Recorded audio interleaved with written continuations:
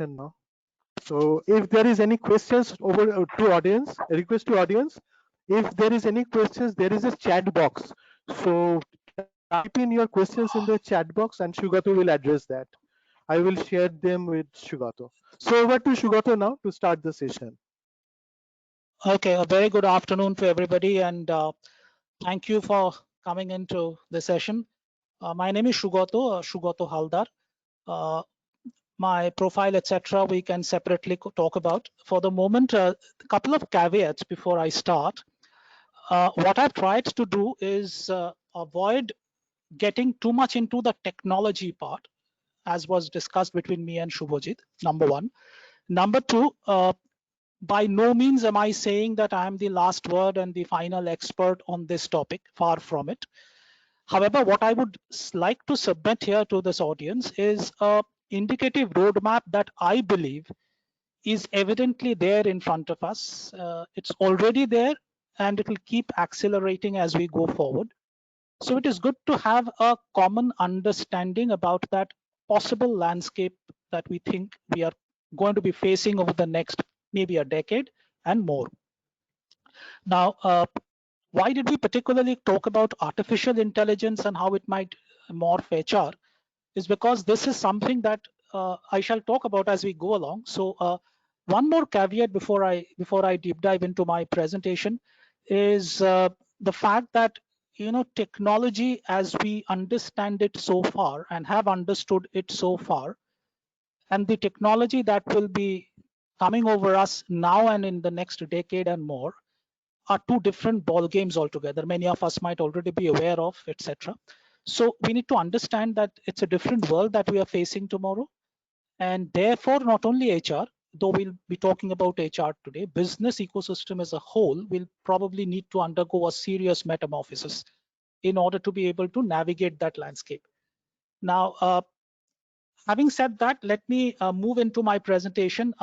What I shall do is to bring every one of us on the same page. I'll spend the initial few minutes on what is AI, not because people don't know about it, but it is more about a basic non-technical understanding of AI. I will avoid technology and technical discussions here, and kind of create a common template of what is AI, so that it's then easier for us to, on that template, discuss what are the HR implications or how it might impact HR. Okay, so here goes. Now, before I start, I wanted to mention what I call, and I'm sure it's visible. I don't know if I guess there will be another point. We were just doing a test and it seems that there'll be a time lag between when I change a slide and when you see the slide. So possibly I'll have to halt in my presentation. So you might have to just allow me that time gap because the system is taking a while to reflect the change. Now, so I'm waiting for it to happen. I've just changed the slide, but anyway, while that happens, what I'm saying the next slide is about is I call it the home truth. Now, when I say it's the home truth, what I mean by that is that there are certain realities which are given now. I mean, whether we like it or we don't like it, it's a reality per se. So therefore, I talk about it as home truths. It's a given. And what I mentioned that the past is truly history. I mean, the way we did business, the way we, for example, led life is history. Let's not even consider that as a reference frame as we try to look at the future. So that's a home truth. Past is history. I'm waiting for the slide to come up. I don't know if it has come up for you. If Shubhajit can hear me, Shubhajit, can you confirm to me back on the audio? Is it visible to you? I don't know. Still, it looks it's not. But so, but let me continue nonetheless. So it is still showing as uploading. I don't know why. So there is a time gap. I request the audience to please bear with me, but possibly there's a time lag between me changing the slide and what's visible. So I'll have to kind of go slow, and just a minute. I will. Yeah, we can see you. Yeah. Okay, great. So the past, as I was saying, is truly history. It will not work. as we go along. The second point is that yes, and therefore yesterday's rules may not work anymore, and it would not be there. It would not be a reality. Why we say this, why I'm talking about this, we will possibly deal with it as we go forward. But essentially, these are some of the home truths. Now, this is important. I talk about it as a jigsaw puzzle. Now, if you see the picture on the left, it's like a whole mess of wires, different colors in a big mess. Now, if you and I or any one of us are told to make any sense out of that picture or the picture of wires, what to be connected, where, etc., it's a close to impossible scenario. So it's like a jigsaw puzzle with all the pieces which are in disarray. However, there is no reference pick to solve the puzzle, and this is important, which means that there is in our childhood, I'm sure all of us would remember that we used to have those jigsaw puzzles which you have to solve. There are different pieces of a picture of a lion or an elephant or something, and you need to put the pieces together to get the final picture. But then you had the advantage of the actual picture being given to you as a reference. Now here in this whole technology tsunami scenario, that reference pick is not available, yet we need to navigate because nobody exactly can say how and in what form will the ecosystem metamorph. One can make certain intelligent guess basis certain trends, but can we predict it at least as of today 100%? Possibly no. So that gives it another degree of complexity. Particularly from HR perspective. Last man, therefore, I say that's one blind man leading the other. So it's about a slightly unknown journey today. We don't know what the reference frame look like or shall look like because it is metamorphing so fast. The whole business ecosystem is metamorphing extremely fast. So everything is in a bit of a flux and a pretty, how would I put it, a pretty speedy flux.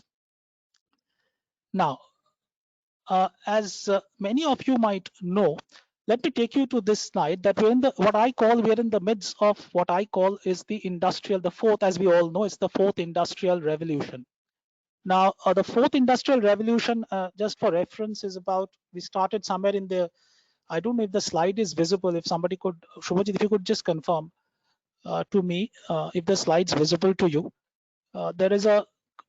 We started with the mechanization scenario where we talked about the coming of the steam engine, etc. That's when today's concept and modern concept of industrialization started. So somewhere in the late 1780s, around the 1800s, we had mechanization, etc., steam engine, etc. Those were the first revolution. Next, around the late 1870s, close to 1900s, we had the electricity getting Thomas Alva Edison coming out with electricity as a science and the applications thereof with electric light.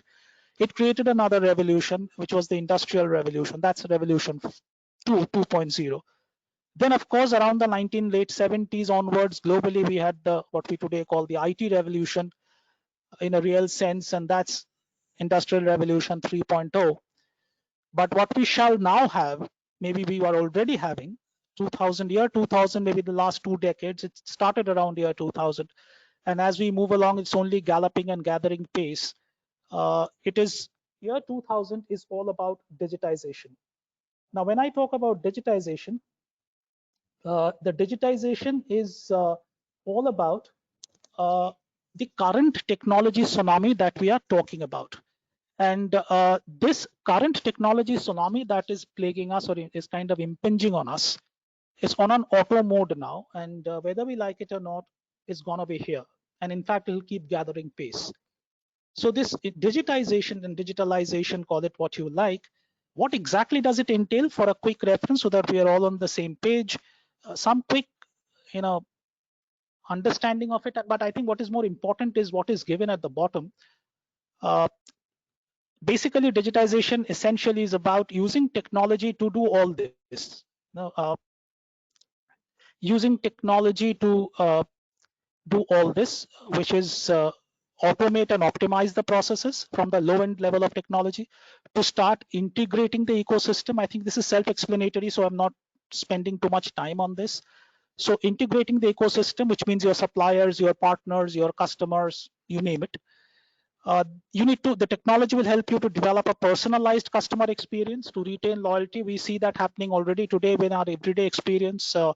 You, for example, log into a website where you are ordering for food. it'll always prompt you, or it can start prompting your preferred food basis your previous history of navigation on the website and social media, etc., which I shall talk about. So technology helps the organization to become or render far more customized customer service than it was till date, where we used to do generic customer service.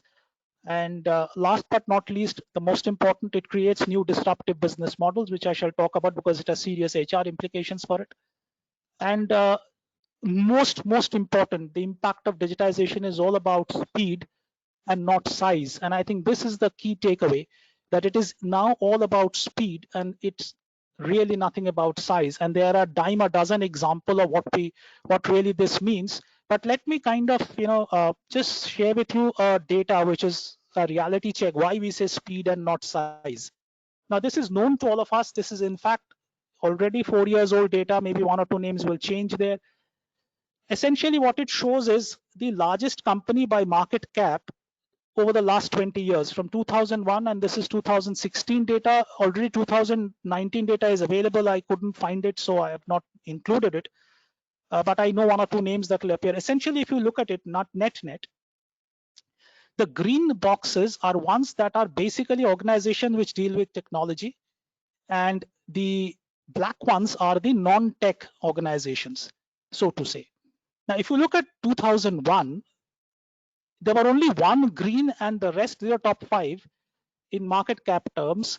We had GE, we had Exxon, we had Citi, and we have Walmart. In the top 5, only Microsoft was the only tech company then. And increasingly, even 2006, which is hardly 15 years back, it still had one green and the rest were all black. Interestingly, till even 2011, it was the same, 4 black and 1 green. And in 5 years, the scenario changes completely. In flat 5 years, as low as 5 years, we have all green and not a single black. Names are obvious. We have Apple, we have Alphabet, we have Microsoft, we have Amazon, we have Facebook.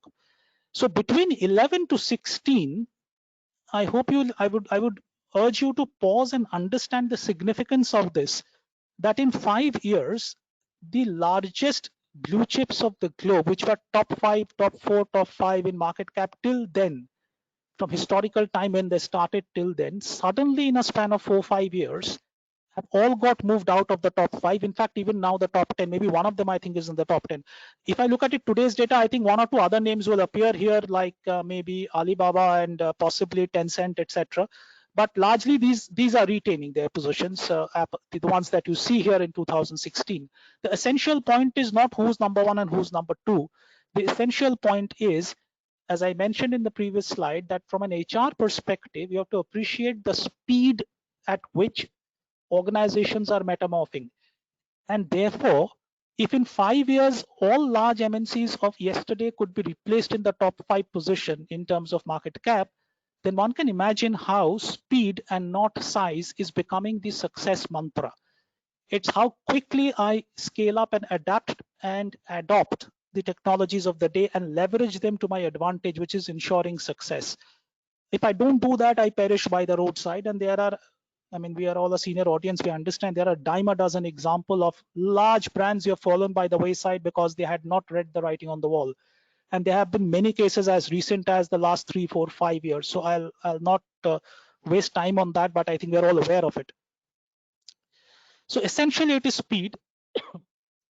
And I think this is something we need to just retain with us for the rest of the session, because it will come back when I talk about it from an HR perspective, why that's critical. Because organization which can't have speed or doesn't have speed possibly will find it difficult to become successful over the next, is already happening and will only become much more of that as we go forward. Essentially, therefore, I call it, we are in the quantum computing age. Now, I have a lovely definition of that, which I picked up from somewhere, so I wanted to share with you. The quantum computing age is about how, in terms of what we understand today is the IT revolution. If you walk into a library and there are some thousands and thousands of books, it's like reading one page of one book, finishing that book and going to the next book. So sequential reading of pages in a single book followed by the another book. Vis-a-vis, quantum computing is walking into that library, reading the entire set of books, all pages simultaneously. Underline that word simultaneously. So if I have thousands of books, each has 100 pages, so 100 into 1000 number of pages, each read at the same time. So that's the difference between conventional computing technology and the quantum computing technology, which is now in vogue as of the digitization example I was talking about. So if that's the kind of speed at the technology end, then you can jolly well imagine what it would mean for the ecosystem, for the business, and for everybody else, especially for HR. Because if the ecosystem gets impacted, the first thing that gets impacted is the business model and the people associated with it, which is fundamentally an HR challenge. Okay. Shubhajit, you can stop me and mention to me in case there are questions coming in. We can take it in between also. I leave it to you, but I'm open to it, or you can take it at the end. Yeah, no questions as of now. Yeah. No problem. Okay. Yeah. So therefore, if this is the context, I'm sure all of you might know this. Therefore, Quo Vadis, this is famous English movie way back. I think it was in 1950-51. One of the most famous Hollywood movies by this name. Quo Vadis means which way do I go? Therefore, what's the way? Which way? What's the right way? So Quo Vadis. Therefore, I think that's a pertinent question that we need to sit back and ask ourselves. Do we really have the answers? Not all of them. Can we make an intelligent guess? Perhaps. And this session will be an attempt to do that and set certain things in perspective. I would like to draw your attention to this gentleman, Ray Kurzweil. He's from Google. He's the director of engineering of Google. And he says that by 2029, artificial, which is another decade away, artificial intelligence will outperform human being in every sphere. He's this famous book, I'm sure many of you know this, called The Singularity is Near. So 2029, artificial intelligence will outperform human beings in every aspect. Now, if that really is true, even if it is not 2029, it's only a question of when. It's not a question of if, the way AI, etc., and robotics and digitization is progressing. So what does it really mean for HR? If human being is taken out of the equation, or machines can become as good and better than the human being, and if human being is not so critical in the equation, then really can we have human resource? It's a question to ponder and explore.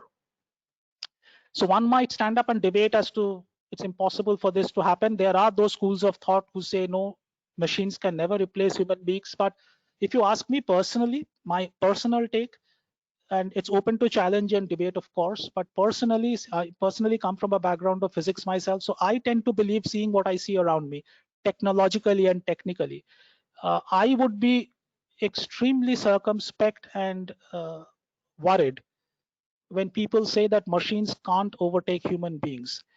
It's unlikely to happen. The reverse is more likely. Machines will become more intelligent. Not only will, they already have.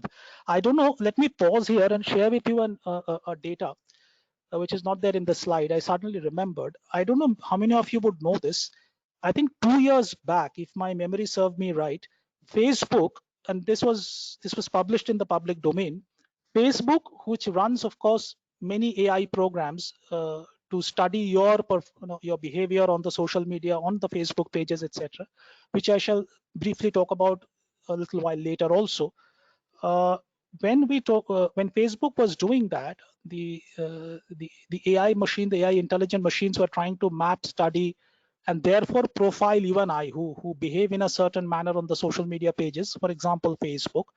They realized suddenly that the machines were now suddenly, which they were not programmed to do, they started communicating amongst each other in a language which the human beings, the programmers and the developers and the engineers of Facebook, were unable to understand. They were speaking at a language between them, the two machines between them, which was Hebrew to the people who are actually controlling the machines. They got so worried that they shut down the entire machine and the entire project. They just put lock and key onto it. But that's not the ultimate answer. Sooner than later, and this is 2 years back, mind you. So what will be the scenario 20 years from now, one can only guess. But my take is that the machines will sooner than we think, become intelligent enough, and how I shall talk about a bit as we go along. So therefore AI and HR, just 1-2 slides on therefore what is AI to put ourselves in the same page. We all understand, it's question of artificial intelligence. Together there are two words, artificial and intelligent. So it's basically put together is artificial intelligence. So artificial intelligence is about, as we know, intelligence is the capacity to learn and solve problems. So this we know, this I don't have to repeat. I think this is self-explanatory. So if that is intelligence, then this is artificial intelligence is the simulation of human behavior. What the machine, if and when the machine simulate you and I in some form, full form, partly or wholly, that is artificial intelligence. And they simulate us to do all these. They simulate us to solve problems. They simulate us or behave like us and act rationally. Essentially, they start acting like human beings. Now, artificial intelligence, without getting into any technology complexity, essentially is about a machine behaving in every sense of the term like you and me. Is the machine today capable to do everything that the human being does? The answer is no. But is the machine able to do many things that you and I can do? Yes, they already can. And the guess is in the next 5, maybe 10 years, the previous slide, Earl Kuzman says it is not by 2029. Jury is out, it can be 2035, 40, I don't know. But it's only a question of time when machine will be able to do anything and many things and probably everything that you and I can do. And let's explore this, why we are saying this. And let's move forward. I will not spend time on this, but this is important from an HR. So I'll just explain one part. When we look at artificial intelligence, please understand there are 3 parts to it. One is AI. Within that, we have something called, we will not spend too much time on this, not important here. Within that, we have machine learning, which essentially means when the machine starts, for example, let me stop and give an example before I go there. And there's something called deep learning. I'll explain that. And separately, we have, obviously, we all know, we have something called big data, and we have the tool of data mining and data science, where we use those tools, which are of data mining, data science tools, to mine the big data, huge database that we already have generated because of our behavior on the technology platforms and social media platform, the billions and zillions of data point. And artificial intelligence is the intelligence of the machine to be able to do these activities better, faster, quicker, in huge volumes, in unheard of, unthinkable volumes, using what is called machine learning or deep learning, depending on the situation. Now, what is machine learning? What is deep learning? What is, without getting into too much of details, I'll put it in a simple form. So let me try and do that in a simpler way. So I'll use this example. There are, essentially, look at it this way. There are 3 kinds of AI. One is called ANI, which is artificial narrow intelligence, where essentially machine intelligence that equals or exceeds human intelligence, equals or exceeds at a specific task. And this is important, at a specific task, which means, let's take an example. In 1998, if my memory serves me right, for the first time, Garry Kasparov, probably considered one of the greatest chess players of all time, we all know, lost to Deep Blue, the IBM. Now, therefore, that was way back two decades back.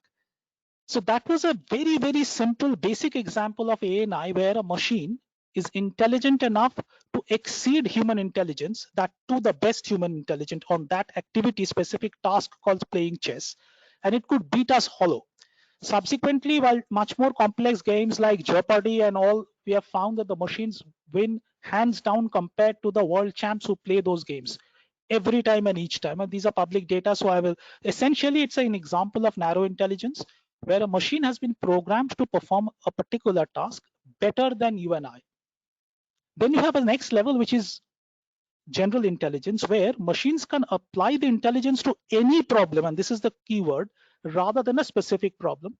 Now, just to take back an example, while this is not technically exactly true, for the sake of understanding, I'm saying this is when the machines start using knowledge gained from one area, like for example, playing chess, where essentially the machine has the capability to choose from billions of best move options or optimal move options and decides which one is the best move at a particular point in time. Equally, now that it has learned to do that, The next level of intelligence, and it is already there with machines, which is called AGI, which is what machine learning, which was there in the previous slide, is kind of not exactly same, but I'm saying it, please don't take it at exactly as a technical correct definition, but for sake of clarity and for simple understanding, it's like where you apply that knowledge of being able to choose the best move. In other words, you have a stimuli, which is a move made by your opponent, and you have to choose between millions of options to choose the best move. So this activity or knowledge is then used for another task for which I am not programmed. I was programmed for chess, but I'm using that knowledge to apply elsewhere. For example, I can use that to what is already available with us in real life is driverless car. Just an example. So I know if I have to come and hit a crossroad, whether I have to go left, right, backward, forward, whatever, or the diagonal road, there are 5 options. I decide because of what I'm essentially doing is applying a similar knowledge of choosing the best option amongst many. But instead of chess, I'm using it here. This is not a very exact definition, but for the purpose of this session, it will suffice. And most important, super intelligence, where machine that is, for example, smarter or more smarter than the best human brain. Now, this is yet work in progress, so let's not worry too much about it, but it is likely to come where it might actually replace, as I was saying, the human being in its totality. It's called super intelligence, but it's work in progress still. So you have seen all this in HR context. Let's quickly move there. So we have weak AI, as we call it, machines designed to respond to, as we were saying, specific tasks. All this has HR implications. You will have jobs getting replaced by machines, etc. We have examples of Siri from Apple, Alexa from Amazon, who do all this. These are all examples. We have machines, robots performing routine tasks in shop floors, etc. And we also have something called strong AI. Now, strong AI is where a machine is able to think and act like a human. Part of that is AGI, which I said, part of it is available already. I'll show a few examples later. But complete replacement of human being is yet not there, but one doesn't know what will happen a decade from now. So that's strong AI. So we have two weak AI and you have strong AI, and both these have serious implications for the HR part of it. So let's therefore, if I look at HR today, all that was a context of what is AI and how it is morphing the industry or can morph the industry. Now today we have human resource management, but tomorrow will it be human resource management? Will be man-machine collaboration? So question mark. I think the transition will be from human resource management to man-machine collaboration. And because the change is happening, it is obvious that HR challenge will move from just managing human beings to managing human being and their relations with machines, which will co-work with human beings. So it's a very different world that seems to be there out there in the near future. You know, classically, this is what HR looks like or still looks like largely in many cases, many organizations. You have, this is a start, sorry for the format, I don't know why the TS come down anyway. So you have the green buttons are the typical HR, value chain activities. You start with recruitment and selection, then you have onboarding, then you measure performance, productivity of a given individual or set of people. Their growth factors come in, their career growth, etc.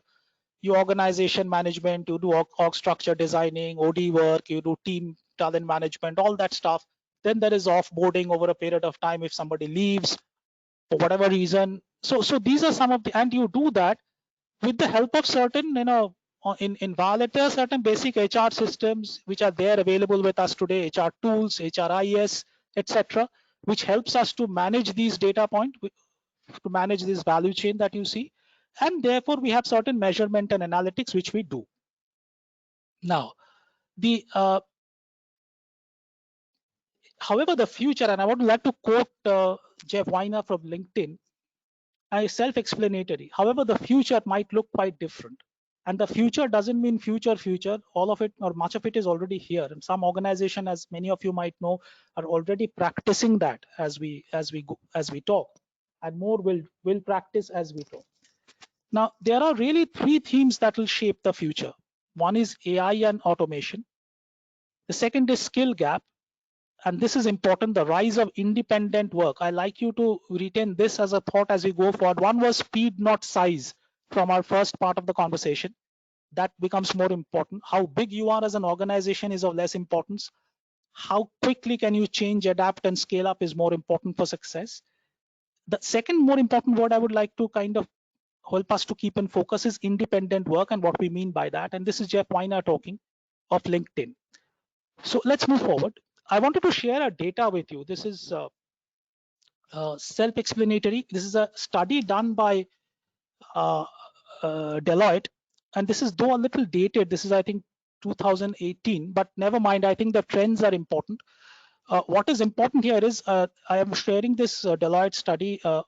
Many of you might have seen this, but in case you haven't, it basically says that it's a survey which was done across organizations, and they have rated participants or CXOs or senior management people have kind of rated certain parameters which are there on the y-axis on two things. One is green is on how important it is in their mind, and B, how ready are we as an organization, as a system, to measure up to it. How ready are we?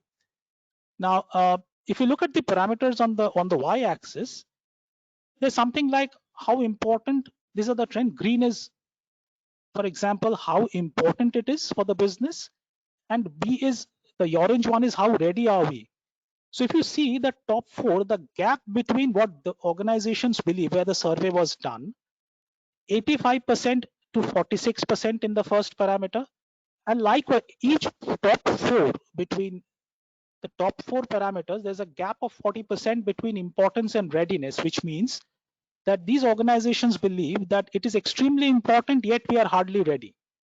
And interestingly, if you notice, if you come down to robotics and automation, which comes AI, robotics and automation down here, if you follow my cursor, and there again, you will find that the gap is 40%. So people feel 72% of the respondents felt it's extremely important for business success, and we are hardly ready.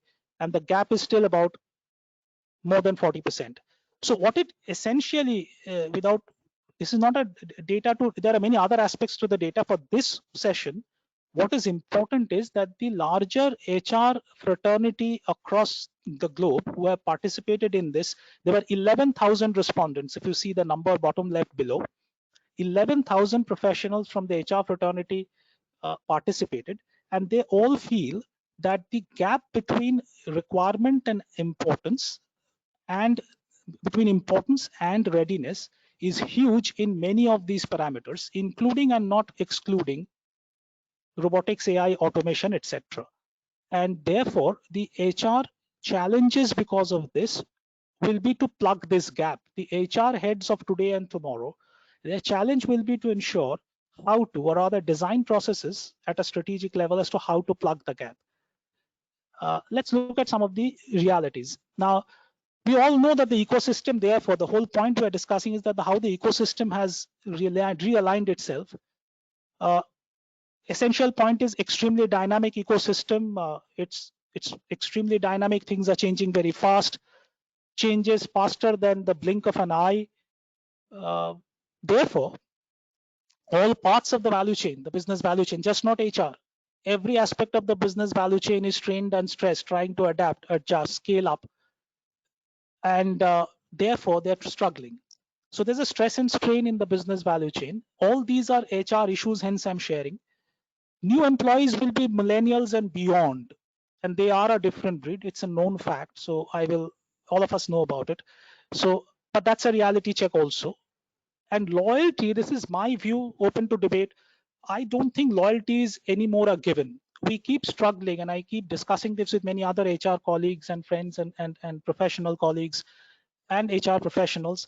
I don't think that HR should now waste too much time, resource, money, effort in trying to build loyalty in an organization, because with increasingly the millennials coming into play, I think for them change is the source. It's no more loyal, no matter what you might do, whatever song and dance and retention activities, as we popularly call it and feel good about as HR professionals to carry out, you will increasingly find data shows that the return on that effort is going down, and attrition is not really coming down, or is not coming down as much as you would love, is not really coming down vis-a-vis the ROI or vis-a-vis the effort you have put in most cases, maybe not all cases, in many industries, still not maybe in all industries, but in many industries, and increasingly it will become worse in everywhere. So loyalty is not a given anymore, especially with the millennials. Change is the source for them.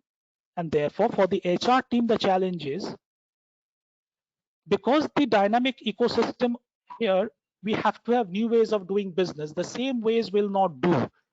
Example, that earlier slide of market cap, within between 2011 to 2016, every single top market cap player were replaced by the new age players in 5 years flat, because they had new ways of doing business. Large, mammoth, huge sized organizations spread across the world had to let go of their top 5 position, top 10 positions to these newbies who have come off the block yesterday, like the Facebooks and the Amazons of the world. The Microsoft is still a veteran in that sense. Google by now 20 years in technology looks like a veteran. But then there is newbies like Facebook and Amazon and Alphabets of the world who have replaced these huge behemoths who have been there for the last 50, 60 years in no time. So there has to be new ways of doing business. Everything changes faster than the blink of an eye, which means that this is important for HR. The static models are passe, which I would add that to the next one and then discuss together. And all parts of the value chain of the business are strained and stressed. Therefore, for HR, the critical challenge to my mind is to design more and more agile org structures rather than static structures, because static models are passe. What it also means is that because there are new ways of doing business, because the dynamic ecosystem which is changing, I can't have an org structure and HR processes which are static by nature. Earlier, for example, I know this could be a controversial statement, but let me still make it. People are welcome to debate and disagree. But my take is that between now and the next decade, it's already here, the static org structure, for example, just one example that we are familiar with, where we have a CEO, MD at the top, and then there are HODs, sales and there are departments, sales, marketing, HR, IT, finance, and production, etc., etc. And you have each have a HOD, and there's team below this, each having their own set of KRAs. This very static structure that has evolved over the last many decades is good for an organization which is designed to deliver, according to me, efficiency and or effectiveness. But that's possible when you have a very or largely static ecosystem in which you operate. But if the ecosystem around you is flexing very fast, which is the reality today, then I think the org structure need to also be designed in a way that it is adaptable to that. The business can't follow static structures when the ecosystem in which it is operating is extremely flexible. Then you are putting a square peg in a round hole. Therefore, I think the HR challenge would be to shift at first in our own mind. We have to start believing it is required. And then, of course, there are ways and means. Of course, this session, we can't get into details of the how of it. However, I'm saying what is required is that we need to move from a static to a more agile org structure as a requirement, because otherwise business will perish. You have to have new ways of engagement, because millennials are a different breed. Our classical ways of engagement of HR we are familiar with probably will have to be revisited and redrawn completely.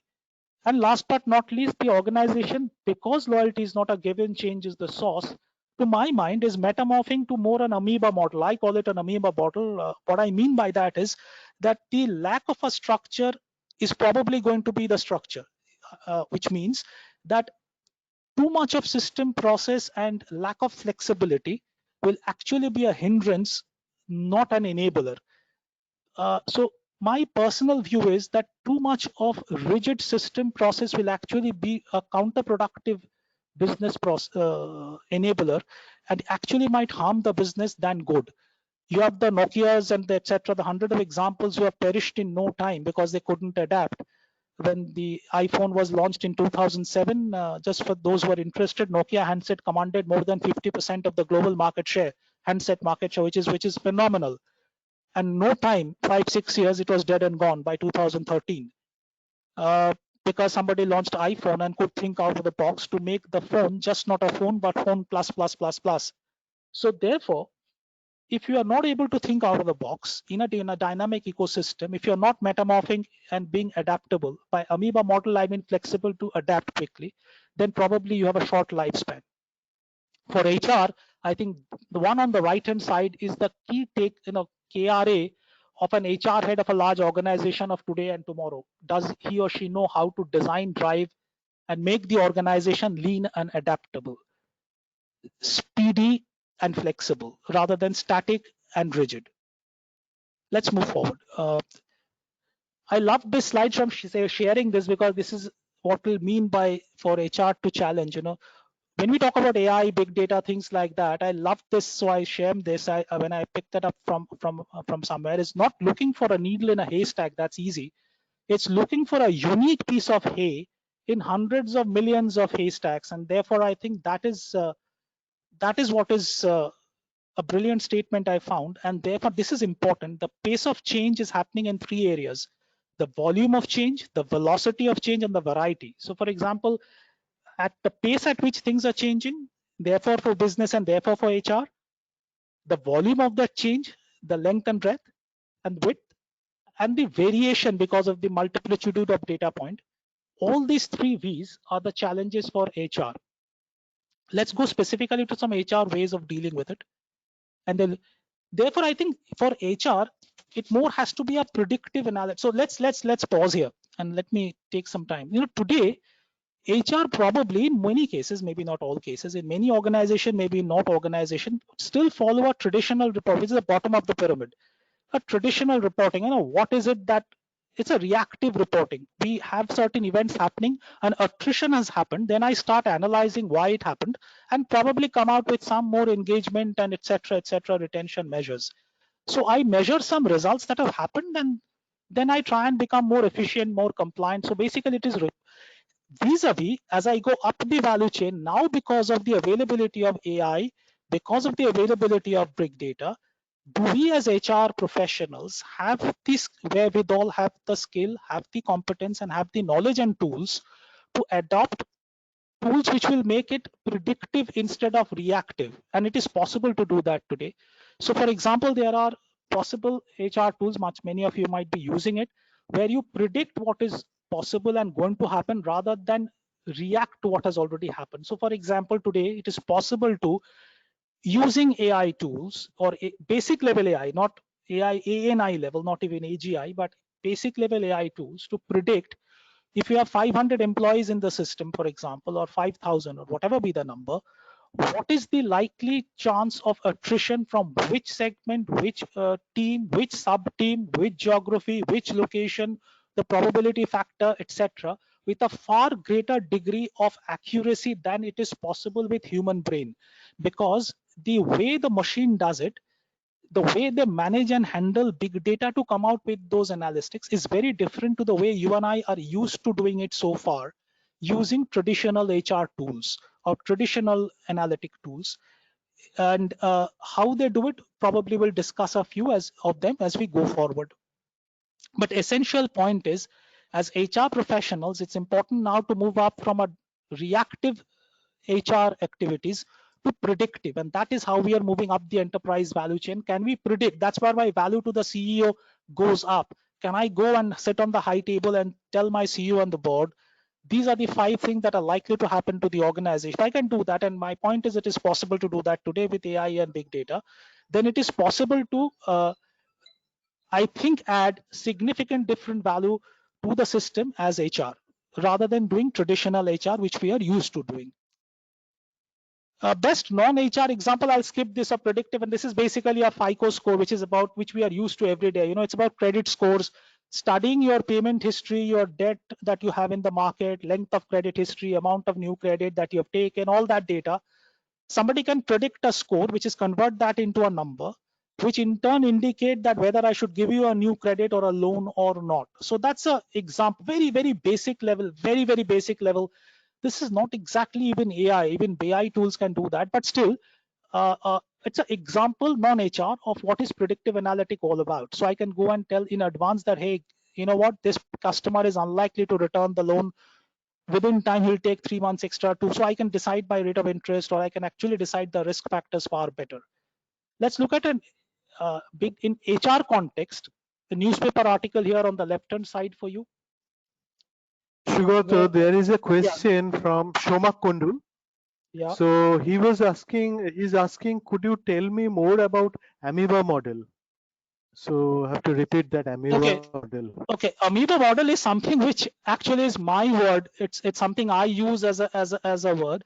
Amoeba model, essentially what I mean by that is that if you are operating, which we all are, in an extremely dynamic ecosystem where the business, the people, the system, the customer, the competition, technology is changing before we can even blink an eye.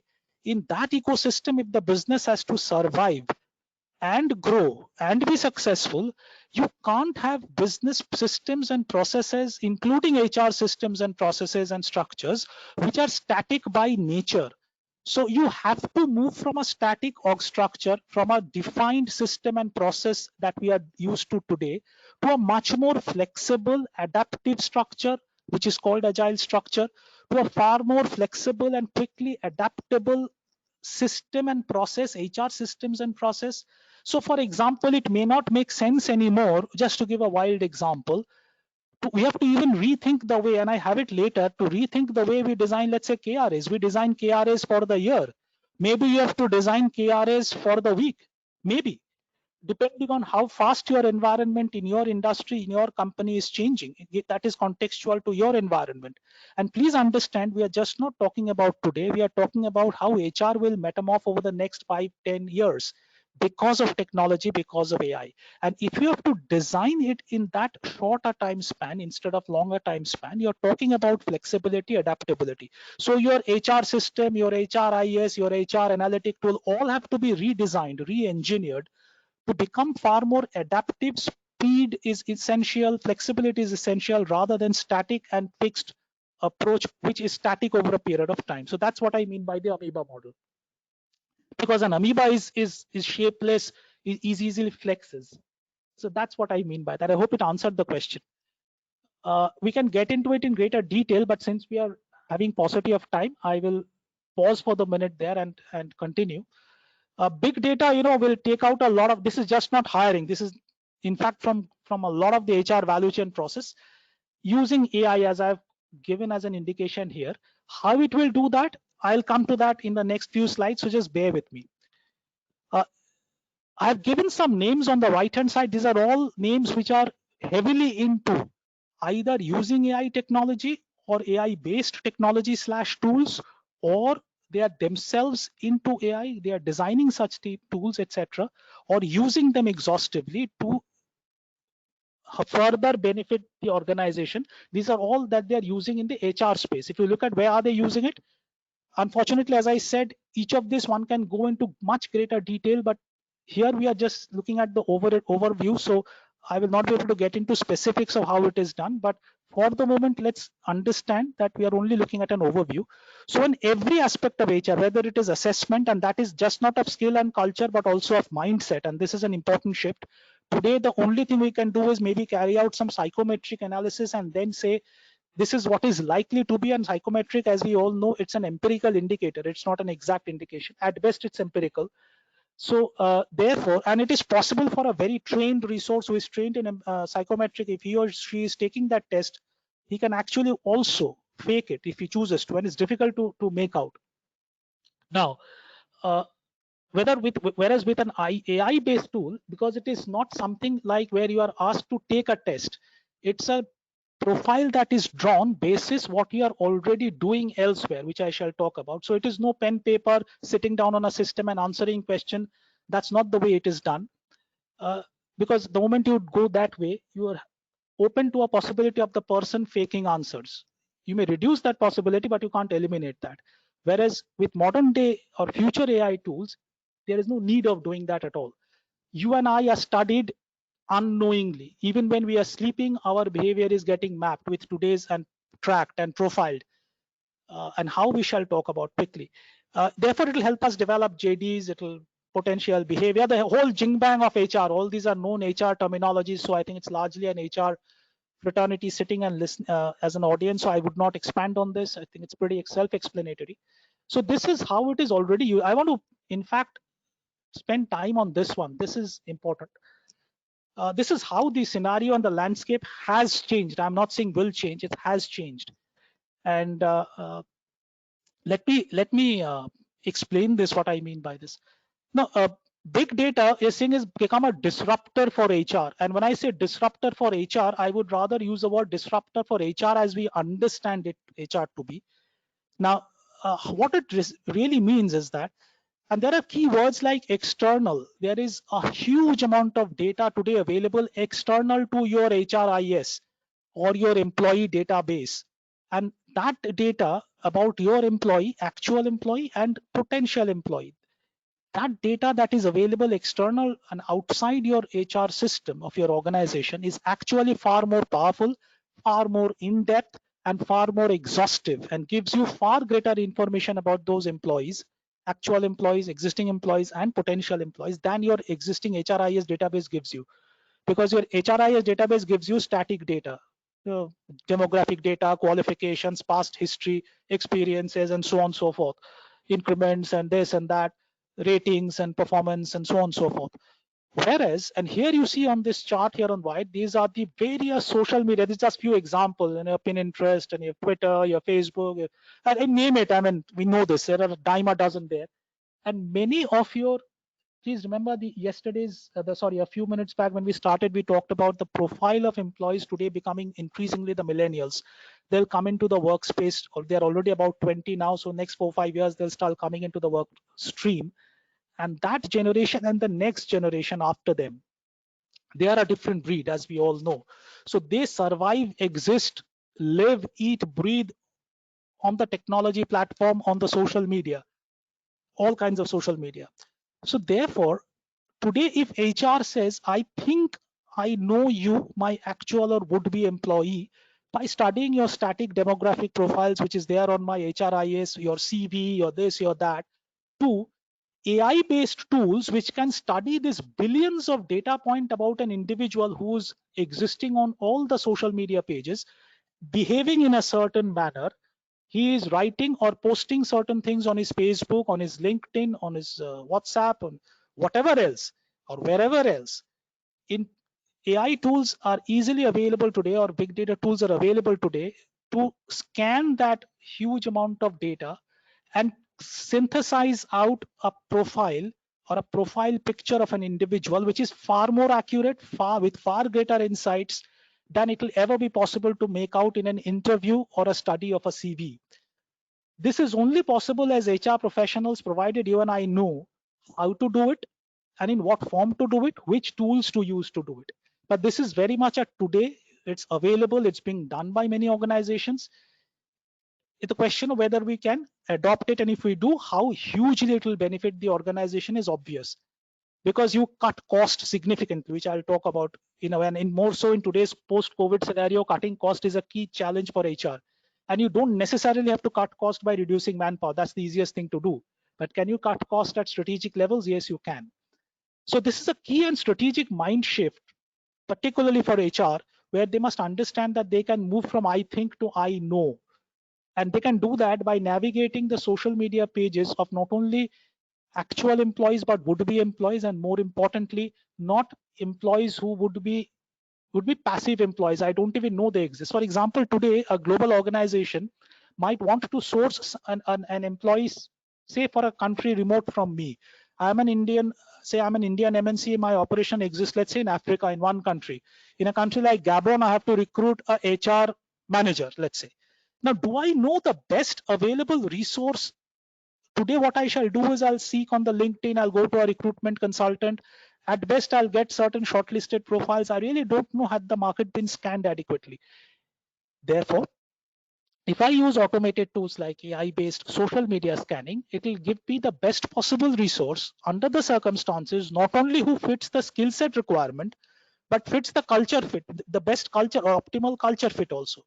So that's the huge amount, and this will be done at a far higher speed compared to the manual system process we today adopt or have, and therefore reduce turnaround time and hence reduce cost. And if you multiply that into a large volume hiring, in case you have to do for lower ends especially, then you can imagine the cost savings. This is a really simple example of HR benefit, but there are many more.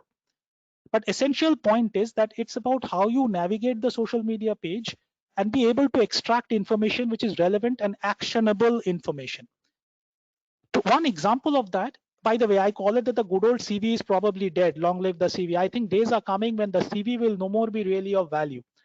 It might be difficult for generations like mine and maybe some of the people who are already 15 years in the industry plus, difficult to accept or it might be a mind block, but trust me, things are changing faster than we believe, because it will no more be required, and CV anyways can be doctored, as we all know, and it will be extremely difficult to make out the truth in an interview.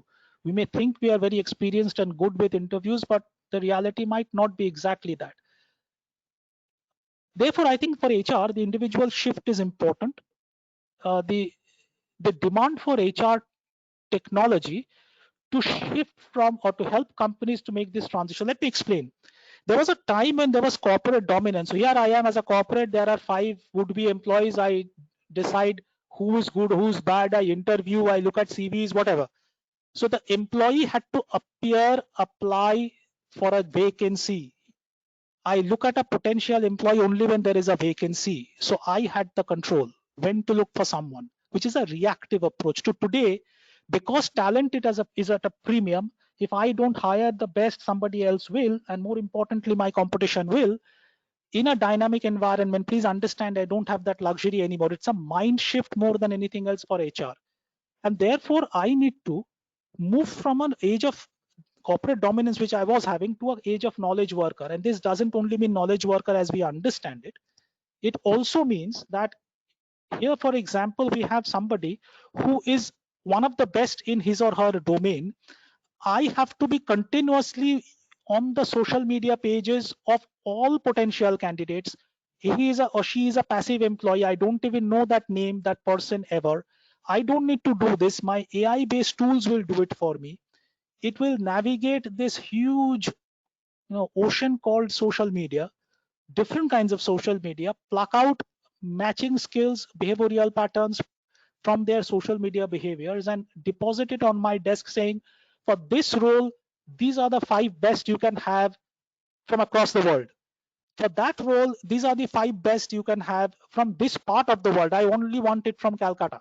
Okay, fine, from Kolkata, or from X city or Y country, or from anywhere in the world. Whatever inputs you want from the all permutation combinations, it will be a proactive sourcing instead of reactive. Now, the second part is, it's not that you have to approach them only when there is a vacancy. Today, organizations, and if time permits, I'll show you some slides, who reach out to passive candidates not because, and this is an important HR shift, not because there's a vacancy. You synthesize these information, identify, let's say, 10 best for each of your critical roles. There may or may not be a vacancy today, doesn't matter. You identify 5 best, 4 best, 10 best, that's for you to decide. For, let's say, each of the 10 critical roles that you have in your organization, and you engage with them in advance, not because there's a vacancy. You're not engaging with them because you are wanting to hire them immediately. No, you are not engaging with them with an intent to hire tomorrow, but you're engaging with them as if you're engaging with a customer. HR is becoming more and more a marketing game than just an HR game, and that's an important shift. We have to play a marketing game, unlike, or just not the HR game, but marketing game with an HR expertise. And that, I think, is the critical shift, where I'm talking to those would-be employees and engage. How we engage with them, there are examples in the subsequent slides, so let me go there. This is a typical candidate journey, so which I wanted to share.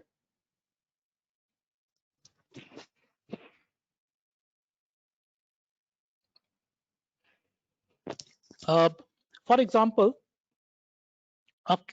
this is how this whole AI-based technology tool can work or does work. In fact, this is taken from an organization which is one of the largest IT firms of the world. So this is their value chain, hiring value chain. So I want to share with you. This is not paid by me. This is their value chain. I've taken it from them. So you have a company here and you have a candidate here. Now, what we do is called lookalike modeling, what I was talking about. This proactive engagement with would-be candidates who may or may not be hired because you have a vacancy. You don't have a vacancy today. What I'm doing is I'm doing lookalike modeling with the help of my AI-based tools. I identify the 4 best or 5 best for all my critical roles. Then I do a profile augmentation, which is about using my AI tools to further navigate and bring it down to from let's say I get in a lookalike modeling from across the world, I get some 50 matching profiles. I further deep dive, use my AI tools to further bring it down to, let's say 4, 5, whatever. That's augmentation. And then if and when there is a vacancy, I start engagement. Now this engagement is not always because of a vacancy. That engagement is also not done by HR professionals. You're not engaging your HR resource for this.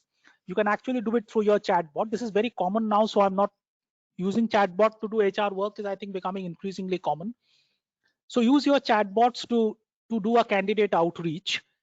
Engage with the candidate, talk to him on different issues or her on different issues on his interest areas. That will come out of the profile augmentation report, where they will say this candidate talks a lot about sports, about cricket, about this, about that, about music, whatever he or her interest areas might be.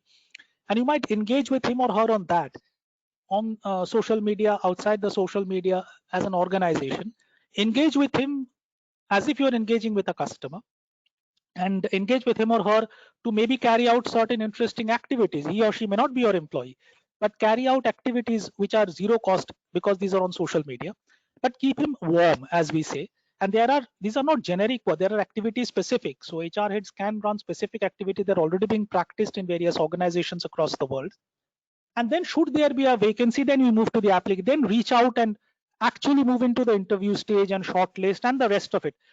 Mind you, the recruitment process is undergoing a serious change. Man-based recruitment is now becoming increasingly not relevant, or not relevant is not the right word, maybe not anymore that critical. You can remove your HR manpower from hiring and deploy them elsewhere into more productive work, which is more to do with the emotional management and the human side management of the employee.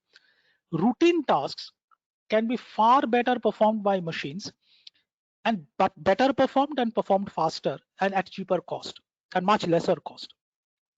So AI-based equipments use all this. I'm not getting into the detail. These are called NLP, not the neuro-linguistic programming, but natural language processing. They are called language competency test, advanced competence. These are all video interview is not the way you and I do video interview. This is video interview done by the machine, where there are available today tools. I think Emotion does it, if I remember the name of the brand.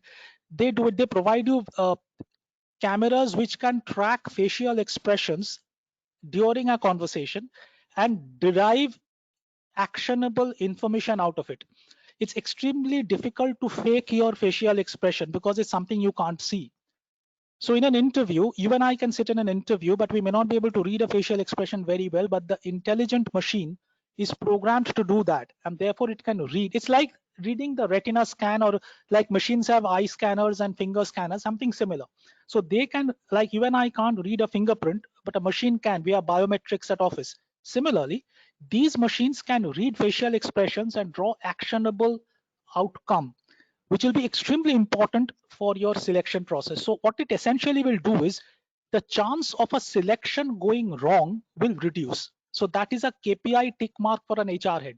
In other words, if I do 5 hirings, chances are 4, if not all 5, will perform well in the job, will have a much better culture fit, and therefore attrition will come down. Shugato, Yeah.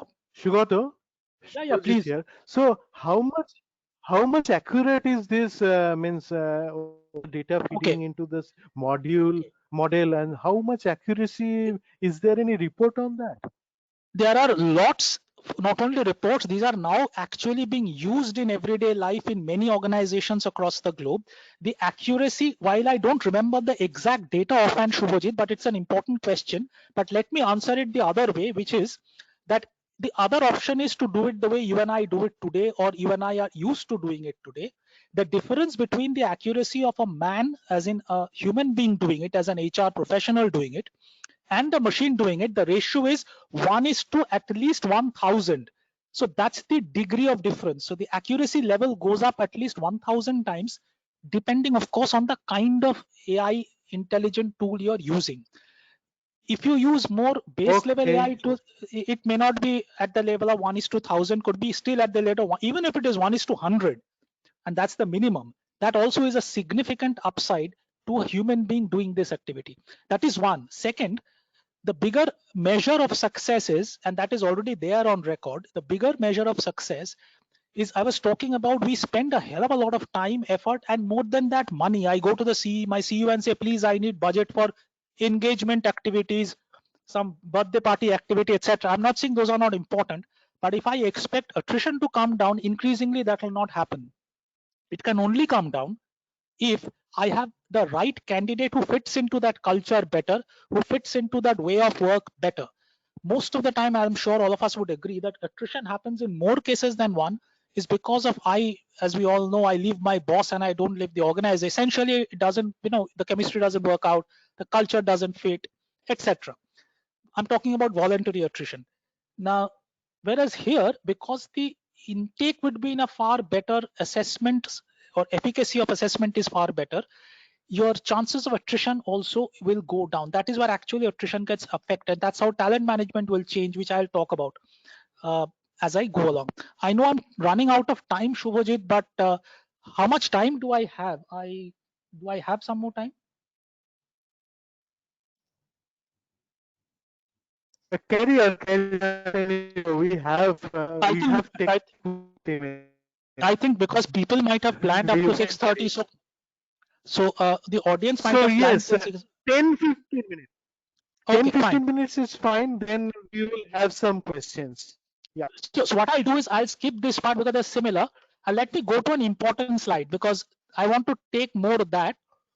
I will actually pause where it is important. And I think, see, I was just talking about this, the end of traditional recruitment. This is just about hiring, and I'll talk about other HR value chain also, other parts of the value chain.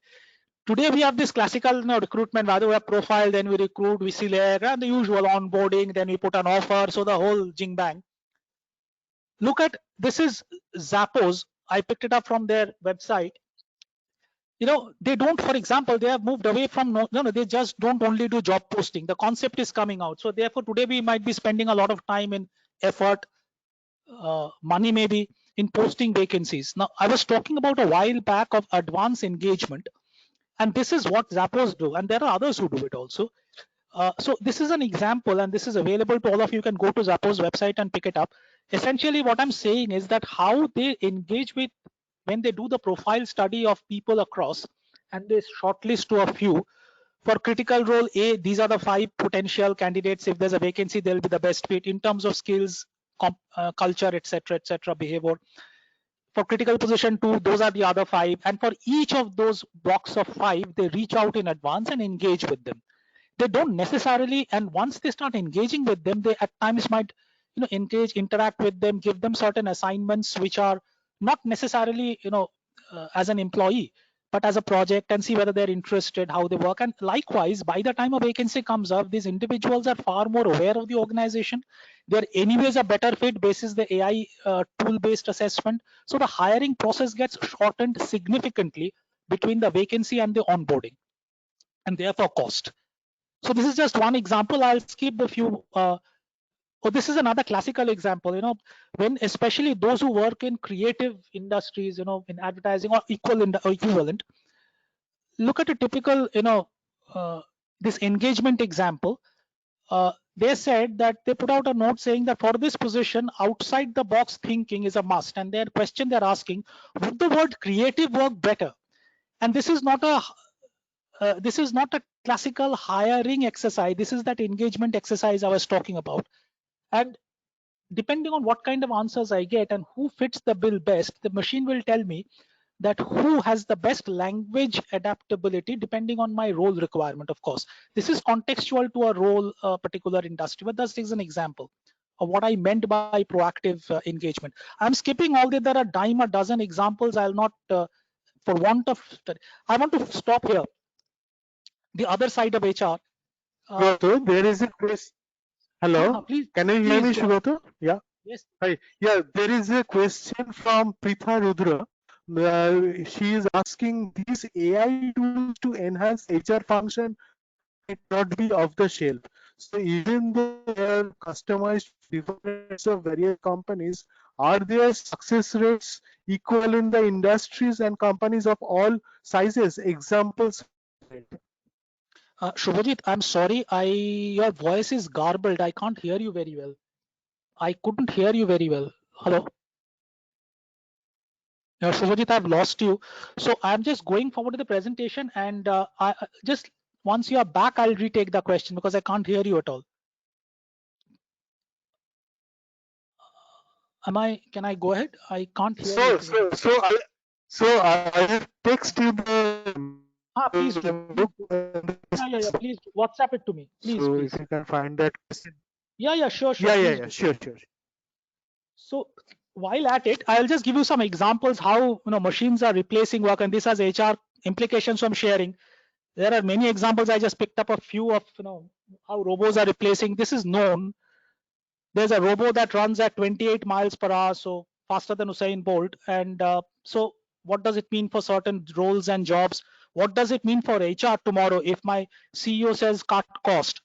And can I go back and tell him certain roles, by the way, which are routine and operational in nature, will, it's not a if, it will be, and somebody was asking a while back, can the machines do it better? It will be performed better, faster, quicker, far more accurately by a machine than by a human being. The margin of error will be zero. It'll, for any task which is routine and repetitive, in other words, HR operations kind of jobs, machines will take over. It's not a question of if, it's a question of how soon. It has taken over in many organizations. It will take over more and more as we go along. So there are so many roles, parking lots, these are all getting taken over. So many jobs, this is already there. I mean, we are having drone based delivery already is available with us, driverless cars, so roles are vanishing slowly. So self explanatory, I will not spend too much time on this, but this is just to leave you with a thought of how the HR challenge will morph over time. There is a robo which builds buildings in less than 4 days. These are yet not available en masse, but please understand it's just a question of time. Sooner than you can blink an eye, this will be available en masse. What does it mean for construction industry? What does it mean for manpower in the construction industry, or the whole business model of the construction industry? Question mark. Here you see robots can prepare more than 2000 type of meals, and because they are extremely standardized, because there's a machine, not a man, a human being, there is very little chance, if not zero chance, of any variation in taste. The taste will be exactly the same each time, every time, all the time. So standardization to that extent. Therefore, what does it mean for the food and the restaurant industry in terms of manpower, HR system, process? So we can keep doing this. Let me, this is important, and I'm sure many know this. Already we have the first humanoid, Sophia, who delivered the keynote speech at the Miami Agenda in 2018. Though as of now, she said the hardest thing to learn is the human emotion, but because there are too complex and too far, but that complex, but that's only 2018. Let me come, this is the one I was talking about. Your face tells everything. This is that machine I was talking about a while back, that they can scan you and I much better than you and I, and tell us exactly what the facial expressions are about. This is the one example of that tool I was talking about. Now I'll share with you some skills report. This is important. This is a World Economic Forum report 2016-17. Some of the things that will disrupt, we already know genetics, bio, these are the ones that will disrupt: robotics, 3D printing, AI, sensors, big data, machine learning. We all are aware of this. So I would tend to move here and share with you this. Look at how this board has changed. This is a World Economic Forum study between 2015 to 20 in 5 years. Look at the priority. Look at the top 5, and that is important. Complex problem solving remains. Look at the ones that are coming up, and there is an important message in this for HR. More and more hiring and talent management, this would be increasingly in demand, which you essentially, if you see, are much more of right brain activities than just left brain. And right brain activities slowly will become much more of use in tomorrow's jobs, and therefore for HR, from hiring to talent management to everything, must be redesigned or replanned to map the emotional quotient and right brain capabilities, rather than just the way we measure skill. Because increasingly these, in a much more automated world, it will be the management of the emotion side of the human being that will be called into question. HR will be required to do that much more than manage routine tasks. So therefore, am I today having the HR skill and the HR tools to map these competencies of my individual employees actual and would be? That's the question.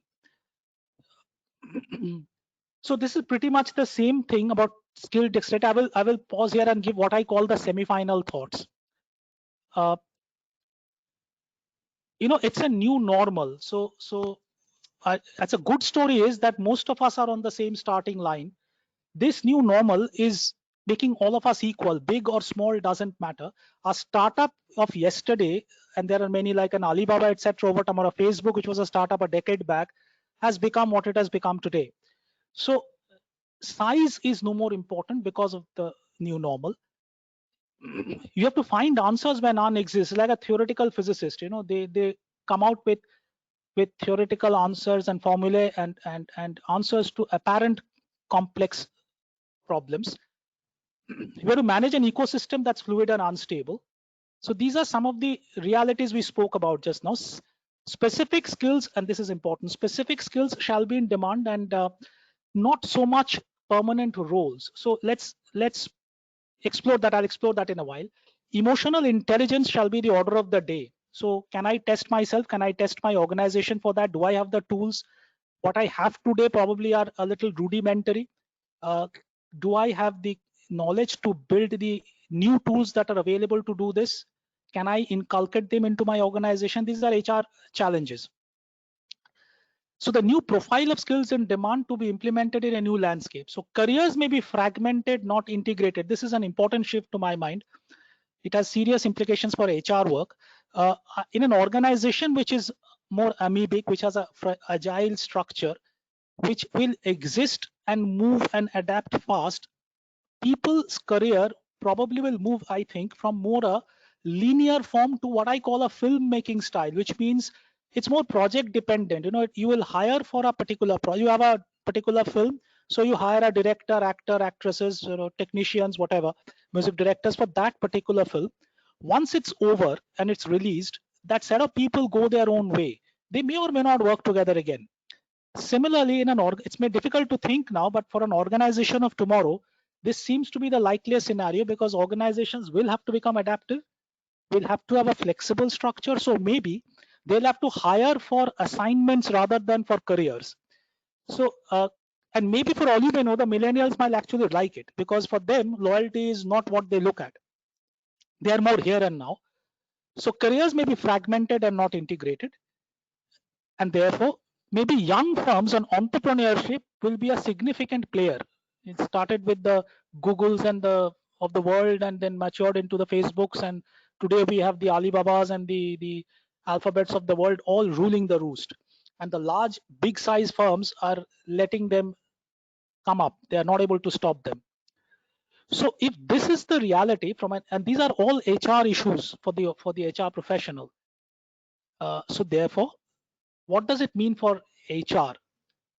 We have to therefore design the organization for speed, not for size or efficiency only.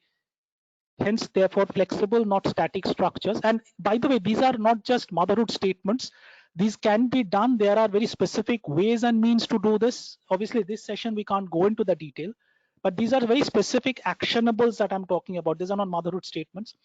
Operational jobs will go between immediate to medium term, which means that these will be taken over by machine. It has already been, it will increasingly be. Therefore, they'll be learning new technologies, designing the roadmap. Talent management will become, it's a different ballgame going forward. And loyalty is a myth.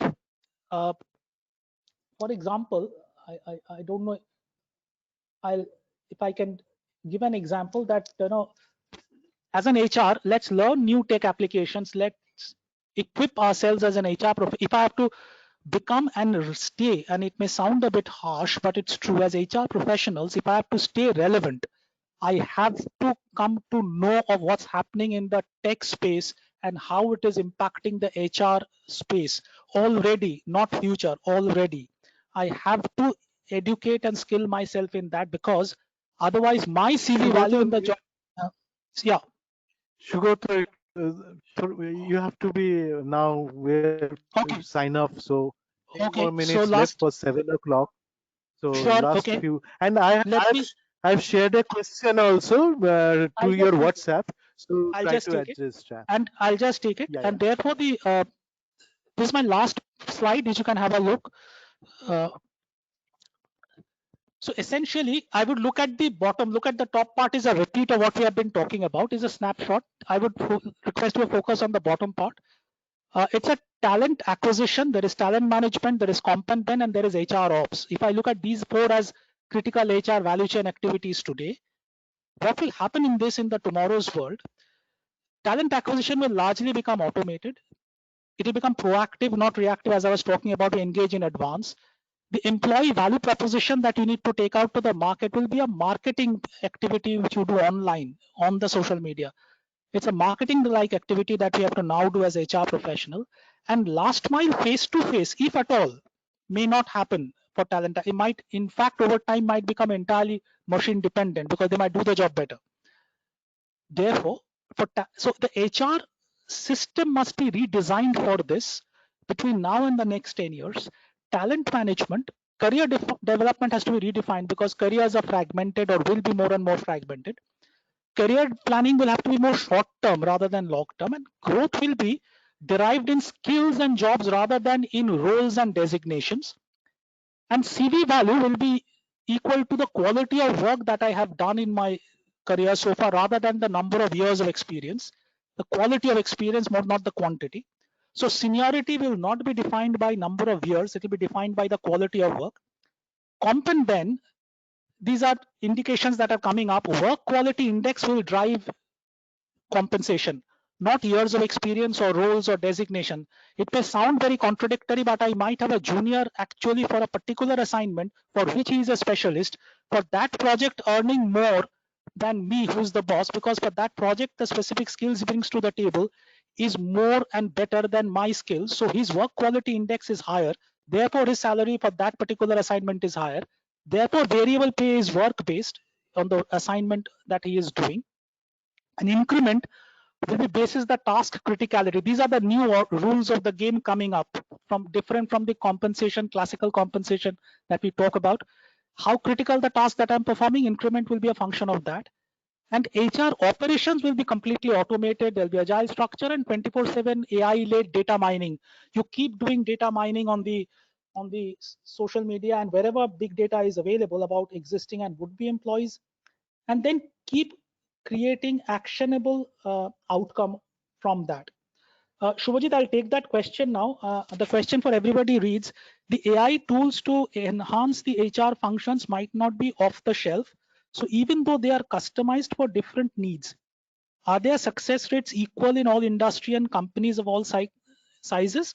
Okay, now first question is, they might not be off the shelf is not true. These are, many of them are off the shelf now. Many of them, all you need to do, and they're available pretty much on the public domain. Since I don't have time, I would have given those examples.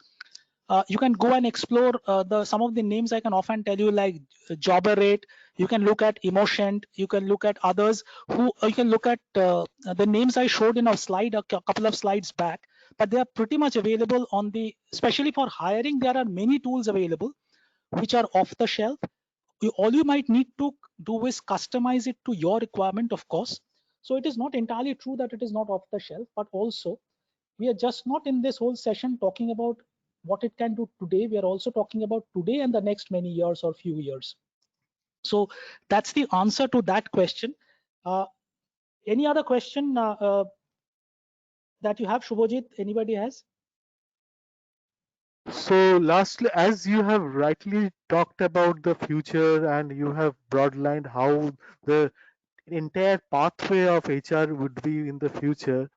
So just I will share with you if you can do a draw path map for that. Is there any path map or slide for that? That just that last slide is the indicator for what you have suggested. It is just an indication, Shubhajit, because each of this can be and should be deep dived in great detail. Today, as I was saying, if I look at any one of these blocks called talent acquisition or talent management on comp and ben or whatever, each of this, what I've just mentioned in this slide at the bottom here, are just the elements in that will be the way it will be tomorrow, or is likely to be the way tomorrow. However, each of this can be deep dived in great detail. So yes, it's possible to deep dive in great detail for each of this. And this is the, to answer your question, this is an indicative path. Yes. How the landscape might look like in the highly AI enabled world. So Shugoto, I don't see any other questions. So we are running short of time Short of also. time, I know, So I know, I know. thank you, Shugoto. No, My it pleasure. should have been much more. It was very